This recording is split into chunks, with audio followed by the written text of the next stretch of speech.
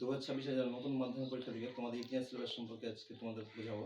দেখো না, প্রথম যে অধ্যায় আছে ইতিহাসের ধারণা, দ্বিতীয় অধ্যায় পড়তে হবে তোমার সংস্কার ও বৈশিষ্ট্য, তৃতীয় অধ্যায় পড়তে হবে প্রতিরোধ ও বিদ্রোহ, তারপর চতুর্থ অধ্যায় পড়তে হবে সংঘবদ্ধতা গোড়ার কথা, পঞ্চম অধ্যায় পড়তে বিকল্প চিন্তা উদ্যোগ, ষষ্ঠ অধ্যায় পড়তে বিংশ শতকে ভারতের কৃষক ও শ্রমিক আন্দোলন, সপ্তম অধ্যায় তোমরা পড়বে বিংশ শতকে ভারতের নারী ও ছাত্র আন্দোলন, অষ্টম অধ্যায় তোমরা পড়বে ঔপনিবেশিক ভারত। তাছাড়া তোমরা দেখে নাও যে নাম্বারগুলো এখানে ঠিক আসবে।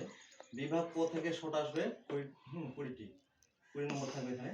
বিভাগ খ থেকে টোটাল শর্ট হবে 16টি, 16 নম্বর থাকবে। বিভাগ গ থেকে 2 নম্বর হবে 12টি, 24 নম্বর। বিভাগ ঘ থেকে আসবে 22 নম্বর।